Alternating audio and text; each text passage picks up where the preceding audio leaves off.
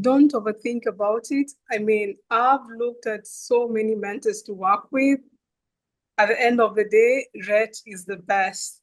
Like, he will show you what to do straight up. And the phone, you will have his number. And when you text, it doesn't even take 2, 3 minutes. He will definitely respond to you. And for anyone who doesn't know the process, they can just start and you will learn along the way. Because it's so much hands off. Like for now, it's so much hands off because even at the beginning, I thought, oh, I'll always be on my phone. I'll always be calling all the time. But trust you me, it's so much hands off once everything is actually set up.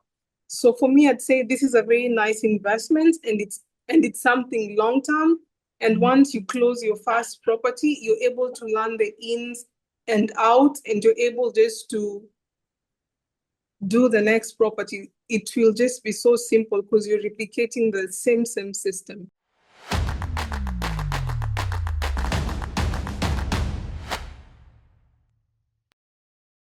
Hey guys, Rhett here. What is going on? I am so happy to bring on my client Deborah onto the channel today and to talk a little bit about her experience buying her first Section 8 rental, some of the things that she found easy, some of the things that were a little bit harder, and where she's planning to bring her portfolio. Deborah, thank you so much for getting on here today. Thank you, Red, for having me. I'm so excited. Well, it's my pleasure. So, Deborah, why don't you just tell everybody who's watching this right now a little bit about you, your journey, and how you came across Section 8? So basically, I'm new in the US, so I'm a foreign investor. And I've been meaning to invest in Section 8. But then again, my challenge was actually knowing how to do the process and actually getting a mentor to guide me through. So I just went online. I kept on searching for Section 8, Section 8. So for 1 year, I was just watching Red's videos and other people's videos and the way they talk about Section 8. So I was more keen on your courses. So I went to YouTube, I watched you, then I also did a background check as well, like what you did before. So for me, I think your system was more aligned to what I wanted to because I needed something that's basically like hands off as opposed to me managing everything. Yeah, and Deborah, so where are you from? Where did you come from to America? So originally, I'm from East Africa. I'm from Kenya. Okay. And is there any kind of real estate investing, anything like Section 8 in Kenya that you've done in the past or that you were interested in? No, actually, this is just all new, and this is my first time doing it. And Deborah, I have to say, you dove in head first and you were great to work with. Everything you asked great questions and part of getting people started in this, there's a lot of things, right? It's like a whirlwind of new information, new processes. Not only was it your first time investing in real estate, it's your first time investing in any kind of rental property in the US, right? Yes, So big learning curve. it is extremely huge. And what has it been like for you overall? I mean, a couple months, you've got your first Section 8 unit. It's on market right now, looking for a tenant. What has the whole process been like from start to finish? So the whole process has really been smooth in terms of having a strong team. Because what I noticed, if you don't have a team and you want to do it on your own, because I was thinking of doing that, there's a lot of paperwork involved. But if you have a team, you have a system that actually guides you and you have something to follow up that's very easy. So you don't need to do things yourself and have sleepless night and try to think, oh, how do I do this? How do I do this? You already have people who've been in the industry to actually help you, guide you through the whole process. Yeah, and Deborah, so the first unit that you had, you onboarded, it was more of a turnkey, so it only needed a little bit of work to get it ready for market. Yes. We did that one. You're already looking for another one. You're already Yeah, working on that second one. yeah. How big do you think you want the portfolio to get to? Is this something that you want to do 5, 10, 50, 100? What is your ideal goals for the size of the portfolio? So my ideal goal is basically buying at least maybe 5 properties in a year. Yeah. Yeah, so I just want to build my portfolio just a small at a time, small at a time. And having done one already, do you think that it's doable for you to do 5 a year? Do you think that that's a reasonable goal? Actually, I think that's a reasonable goal because since I know the process and since the lender is there, I mean, the property management team is already there and everything is already streamlined clearly. I think it's just following the process again and again and just perfecting it. Yeah, and Deborah, you had some challenges too. It wasn't all just a cakewalk. As a foreign national, there are a lot of hurdles that you had to jump over to Yeah. get your first unit from a lending standpoint. You had everything you needed. You had the capital, you had the ability, you had the team, you had everything. But it's just really tough sometimes investing in the US as a foreign national, but you really stuck it out. You persevered through it, and you said, I want a property. And you talked to a bunch of different lenders that we set you up with. You finally got one that was able to get this thing done for you and get it through the finish line. That must have been pretty rewarding after all the hard work that you put into that. Yes. So what I'd like to say is that as a foreign national, the criteria are different, especially when you don't have a green card. So not all lenders will actually work with you. So you have to find a lender that specifically lends to a foreign national. So before you submit because there's a time I just submitted my documents and then on the final analysis, I wasn't qualified because I didn't have the green card.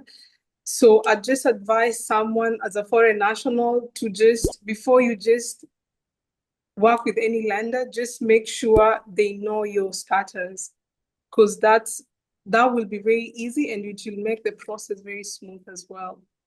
Yeah. And Yeah. Deborah, so you've been in the weeds of this now for a couple months.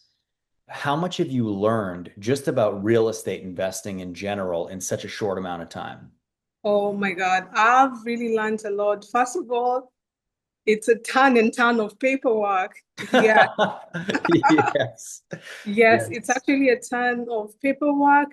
And then also just following your mentorship and also listening to the YouTube videos, also doing my research on ChatGPT and just in as much as you're mentoring me, I mean, just also learning on my own and knowing how the process is, learning about Section 8, learning how to put, working with attorneys.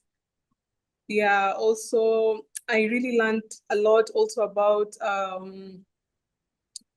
I mean, before signing a contract, like you really need to be keen on what you're signing and you don't just sign, like you really need to read the documents as well.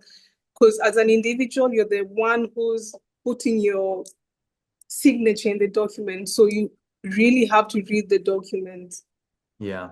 Yeah. Yeah. And I think that's good advice because especially when you're buying properties, you get to that final that loan document, you're signing a hundred times. You're buying property. There's a lot that goes into that. And you know, one of the pieces of what we do is getting you with the best people, the best real estate attorneys, and lining you up with the best agents and everybody who's going to put you in a situation to succeed so you don't end up with the wrong property in the wrong market with the wrong companies at the wrong Yeah. title, right? So making sure you cross those T's and dot those I's. Now, in terms of what now, and Deborah, you watched videos for a year. You did so Yeah. much research before you decided, hey, this is what I want to do. What has been the difference between what a lot of videos you've seen online and then actually doing it in person? What has there been a difference? Were your expectations different from what the reality was in terms of buying one of these units? I think there's a huge difference on how people teach about Section 8 Yeah. in Instagram, TikTok. You just watch the short videos. But from what I learned is, in as much as they're teaching that, once you actually get to the point of doing it, it's totally different. I mean, there are so many details that you have to pay attention to, as opposed to what they just paint for you and tell you, you know what, just do this, go here, do this, do this.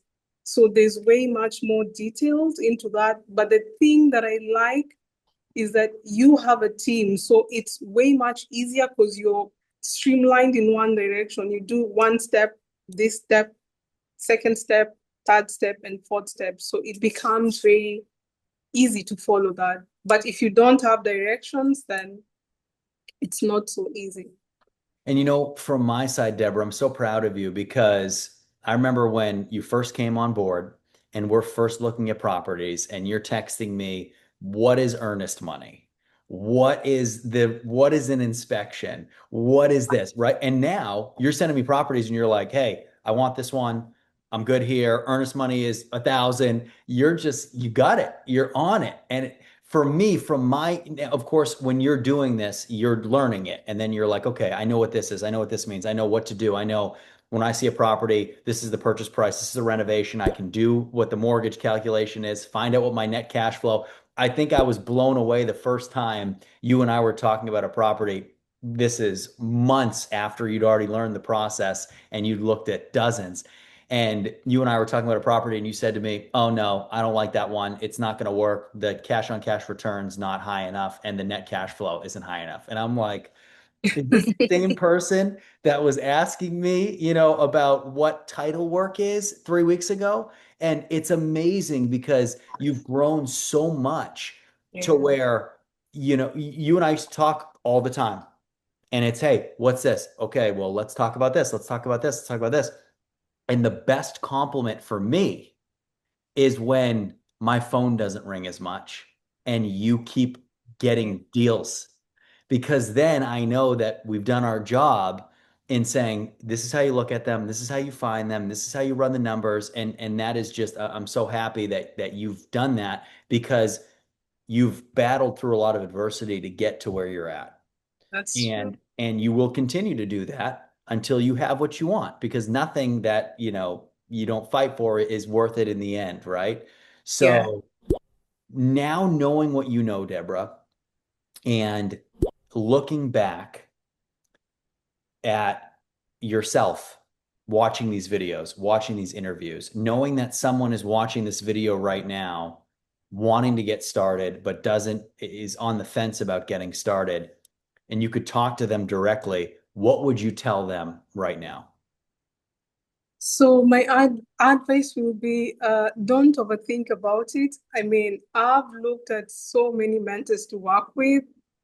At the end of the day, Rhett is the best. Like he will show you what to do straight up. And the phone, you will have his number. And when you text, it doesn't even take 2, 3 minutes. He will definitely respond to you. And for anyone who doesn't know the process, they can just start and you will learn along the way. Because it's so much hands off. Like for now, it's so much hands off because even at the beginning, I thought, oh, I'll always be on my phone, I'll always be calling all the time. But trust you me, it's so much hands off once everything is actually set up. So for me, I'd say this is a very nice investment and it's something long term. And once you close your first property, you're able to learn the ins and outs, and you're able just to do the next property. It will just be so simple because you're replicating the same system. Yeah, and I think that that's great advice, Deborah. And of course, the question I have to ask, how many times have you seen your first property? How many times have you been there? How many times have you touched it? How many times have you been on the ground of the property that you purchased? Oh my, actually, since I'm new in the country, I've never even to be in Alabama before. I've never seen the property. They just send me the pictures, then renovations, and then I was able to see it on Zillow, but I've never been there. So That's amazing. That Yeah. is so cool. That is great. And Deborah, I can't wait to help you grow this portfolio into whatever you want it to be, and be a part of that success with you. I'm excited for that, and to help get you whatever you need to get you there. So, guys, Deborah is great. Please, she'll be in the comment section. If you have questions for her, drop them in the comments below. Ask her questions. She'll be in there. And Deborah, thanks for being so gracious with your time today. I know it's extremely valuable for a lot of people listening, so we appreciate you having you on. Thank you, Rhett. I appreciate as well. All right, guys, we'll see you next time.